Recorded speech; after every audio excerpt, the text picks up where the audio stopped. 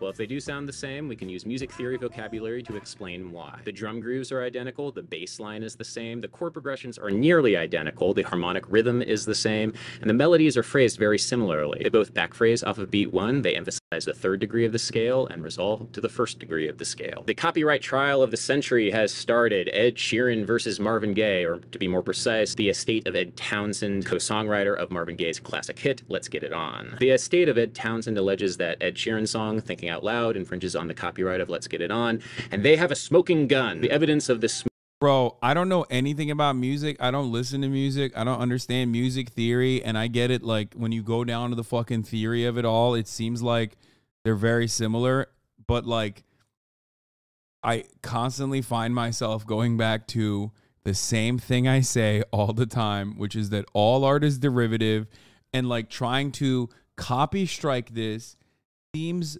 fucking insane. Okay? That seems fucking insane. What the fuck? Dude, fuck it, dude. Fuck it. Almost like when your girlfriend plagiarized. I got you, moonlight. You're my starlight. I need you. All night, party to the sunrise now. Don't stop. Okay, this is very different than what we just saw. Okay? What we just saw is very different. This is like the same song. This is not the same song. Like, this is sampling. So I feel like if they didn't give if they didn't get proper clearance, like, that's a valid fucking case. This is chord progressions. You're copy striking like fucking chord progressions and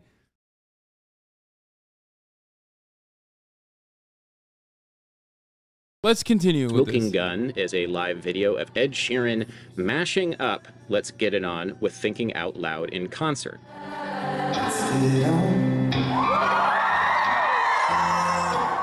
This, to me, is not particularly damning. If you're familiar with the Axis of Awesome's 4-chord mashup songs that use the same progression generally are easy to mash. Is sampling not fair use? No, it's entirely dependent. Like, Dua Lipa didn't sample, but I agree. If they didn't sample, right? Ooh, a poopy? Girl. It, like, sampling means, like, you got clearance. Good girl. Good job. They found Dua Lipa. Sampling is fine if you get. They did not find Dua Lipa liable though. Great. I mean, fuck it. I still think, like, I mean, even if they're clear ripping, I would rather be less protective of copyright as long as it's, like, you know, a little bit different enough. Mash up with one another and aren't evidence and like overall protect the sphere than to allow shit like this to happen with, like, incredibly litigious copyright holders of estates. Illegal copying. You could, for example, do a mashup of songs that use the same chord progression of Let's Get It On, 1, 3 minor, 4, 5, and create a convincing mashup of them. Taking love against the wall, feeling very small when we make it soon, make it soon. I need you right away. I've been really trying, baby. This is the way I always dreamed it would be. This is a super common chord progression, so common, in fact, that it has a name. Philip Tagg, in his music theory textbook Everyday Tonality, calls it the Ionian mediantial narrative. So the chord progression is super common, but why do Thinking Out Loud and Let's Get It On sound so similar? Well, as the plaintiff's forensic musicologist correctly notes, it's the harmonic rhythm of the chord progression. The second and fourth chords of the 4-chord loop anticipate the third beat of each measure. Because both songs share the same harmonic rhythm, all other elements of the arrangements will inevitably be the same: the bass line, the drum groove, etc. The question, of course, is this evidence of Ed Sheeran copying Marvin? Wait, I'm a music professor. Adam Neely's kind of full of it. He uses academic music language, but misses the mark so much he's a meme to musicians. So do you disagree with the statement that he's making here? Because I don't know any better. To me, it sounds like he knows what the fuck he's talking about. He said a bunch of music theory related shit, and I'm just sitting here thinking, yeah, that seems good to me. You have convinced me, sir. Marvin Gaye and Ed Townsend? Or is it just a total coincidence?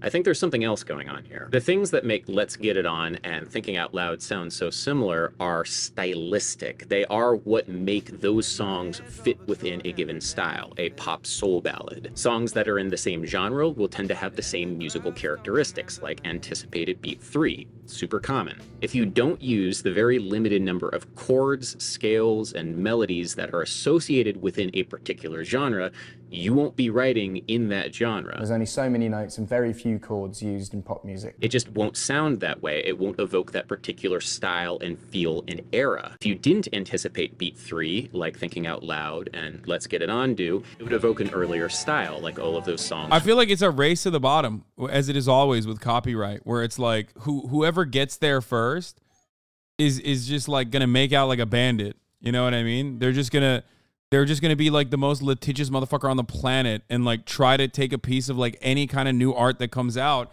It seems no different than a litany of different cottage industries in every single aspect under capitalism that is created to do patent trolling. You know what I mean? That's what it almost feels like, which is so disgusting, especially because like I feel like it spits in the face of art, because it does have a chilling effect on art in many respects. Like it's basically working to you know, put another unnecessary artificial fucking barrier in front of new art being created. This shit is all incredibly arbitrary. Adam literally never mentions how this is all null anyways. You can copyright anything with enough money. All music is derivative. Should I have to pay for the inventor of pop or house music every time I make a song? Yeah, that's what I'm saying. Like, this dog is gonna be the end of me. This is not responding. I've been so good not to respond. You would think that she is being murdered. You would think with her behavior that she is being fucking murdered. Like she's not getting stimulated enough. Like this is an absolute tragedy. This is a travesty. You have locked me in this cage. Try redirecting her behavior. I don't want to redirect her behavior right now because she's doing something bad, which is why I'm holding strong, because I don't want to redirect her at this moment while she's behaving this way, because I don't want her to think that this is the right thing to do. Training dogs looks too hard. It is very hard. She's probably pissed about the insane copyright litigation. Yeah. No, Kai is a big fan of you know, new art being created and destroying the boundaries of copyright litigation. She literally is like, no, I hate that. This is a travesty. And she's a big fan of Adam Neely too, I think, which is why she's extra upset that chatters are coming for Adam Neely. It's going to stop in a second when she gets bored and realizes that it's not helping. What she's doing is not helping. She'll eat some food. Okay, what she's doing right now, she's going over to eat her fucking food. And then after that, she'll go back to playing with her toys and then passing the fuck out. She's drinking some water, so she'll take a fat little piss again. Imagine the base to those wines when she gets bigger. Well, that's why I got to fucking nip it in the bud. Wait, what's wrong with Adam Neely? Nothing. I'm just kidding. I'm literally kidding. Does teething... And after that... Oh, fuck. And after that, she'll come over and serve the top of the hour ad break. I didn't need to read that. And I read it, and I'm going to be fair, and I'm going to give it to you.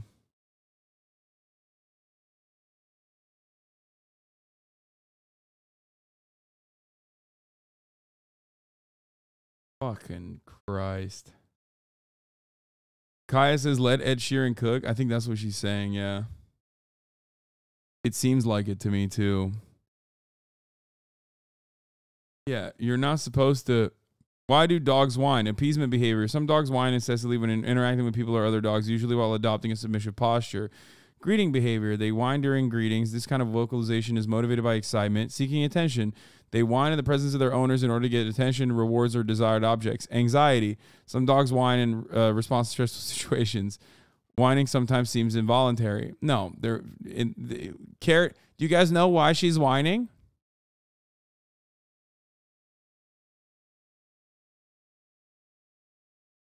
Because she always shuts up. If I were to turn around and immediately turn to her, she would stop whining. She's whining for attention. That's why she's whining. So what are you supposed to do for, attention-seeking whining? If your dog uses whining behavior to seek attention, reward, or desired objects, you need to teach her that remaining quiet is a better strategy. Sometimes reducing attention-seeking whining may be difficult because owners may unwittingly reinforce that behavior. Realize that any eye contact, touching, or talking to your dog, even if you're scolding her, all constitute attention. Use dramatic body language such as turning away from your dog or folding your arms across your chest and completely ignore her to indicate to your dog that her attention-seeking whining won't work. Huh. Look at that. It's like I have 30,000 of you in the chat and another one right behind me doing the exact same thing.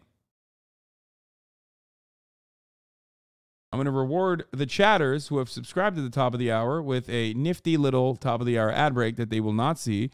If you also do not want to see the top of the hour ad breaks, all you need to do is subscribe, which you can do for $5 or for free with the Twitch Prime by connecting your Amazon Prime account to your Twitch account, where you get one free Prime subscription a month.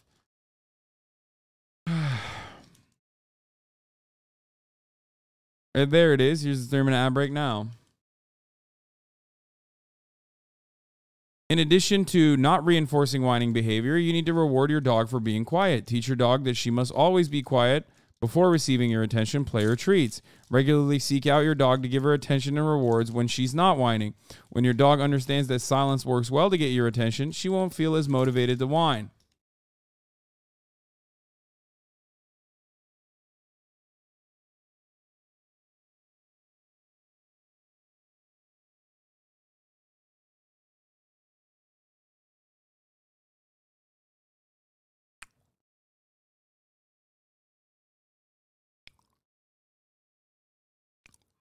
Who wrote that? A cat?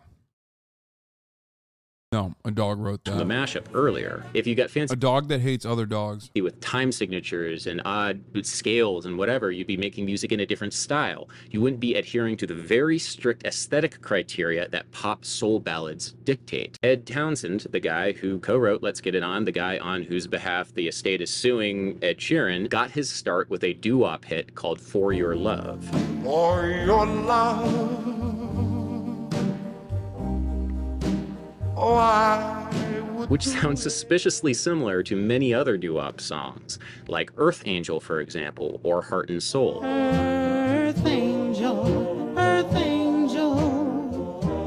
will you be mine? Heart and soul, I fell in love with you. For your love, For Your Love uses all of the tropes of doo-wop songwriting, including the famous 1-6-4-5 doo-wop chord progression, the triplet-y piano riff, the bass line, the orchestration. All of the things that make doo-wop sound the way that it does make Earth Angel and For Your Love sound nearly identical. If you didn't include I like that. I don't need to have musical theory knowledge or be a fucking super knowledgeable YouTuber on music to just come to the same conclusion that all art is fucking derivative. all of these musical elements in your doo-wop song, it wouldn't sound like a doo-wop song. It would sound like something else. So is this evidence of For Your Love, Ed Townsend's earlier hit, copying Earth Angel? I would say yes, but in a way that's not unethical. This is just the way that musicians communicate musical ideas in styles. They use the basic building blocks that make up that genre, combine them together, and write songs with them. If these arguments sound familiar, by the way, I made this exact video like 4 years ago about this exact same case. And it's wild to see that they're using my arguments about Ed Townsend and Earth Angel and Heart and Soul in court. My point with this video is that there is a lot riding on this particular trial. The question here is whether or not you can own the collection of all of these musical elements that everybody uses as a genre signifier unto itself. Can you own genre? This is the question posed by hack music theory YouTubers. To play devil's advocate to this hack music theory YouTuber, shouldn't the people who invented the style and collected all of those musical elements in a way that was meaningful and codified them into a system, shouldn't they get some kind of legal protection for their innovation within a given style of music? Like credit, you know? Making sure that people know where the music comes from. It's hard to ignore the long history of white artists taking the musical vocabulary. Doesn't matter. Still no. Look, the timing of all this copyright and ownership is uncanny. No, it's always happening. I talk about copyright so fucking much on this broadcast. You're just like paying more attention to it because of the Aiden Ross stuff recently.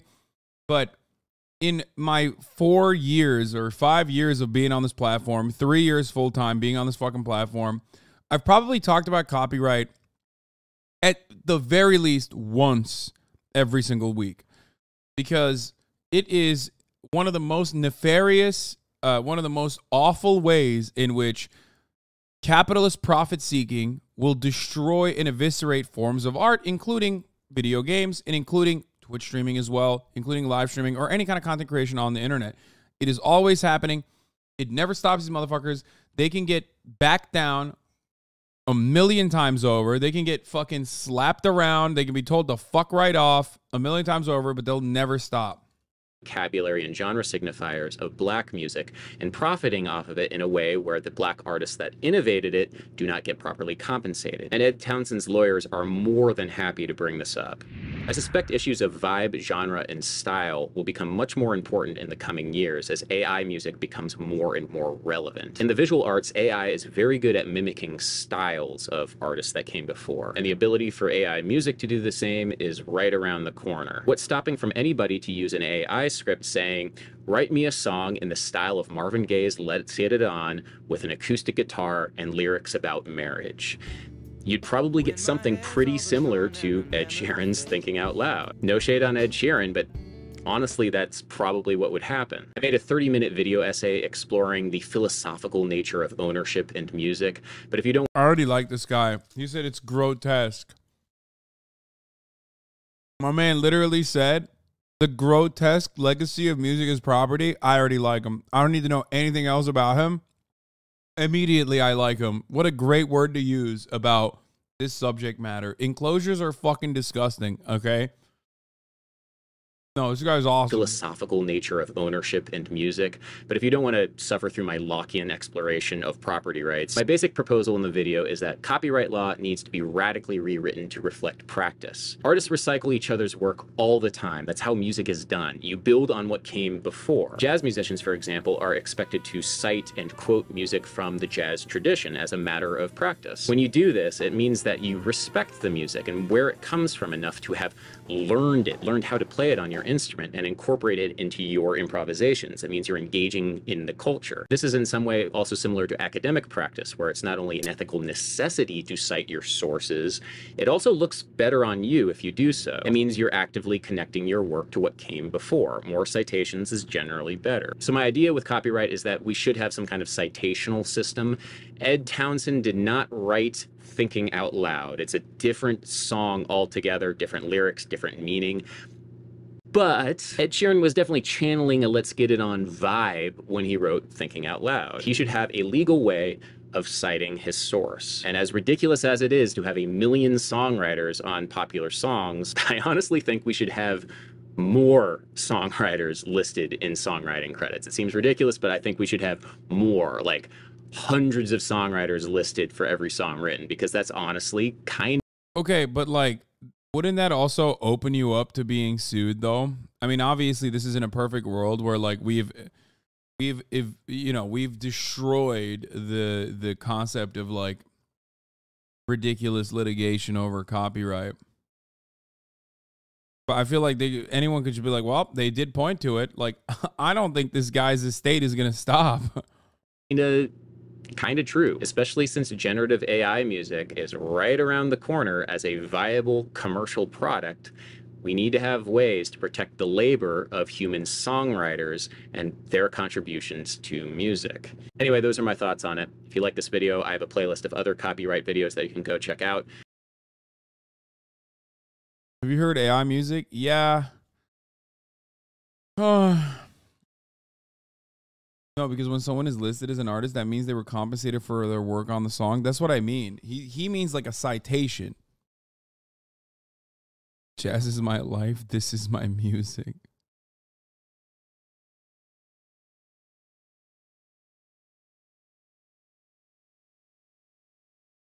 New leak Tucker Carlson vids. A new batch of behind-the-scenes videos of the ousted Fox News host questionable behavior surfaced.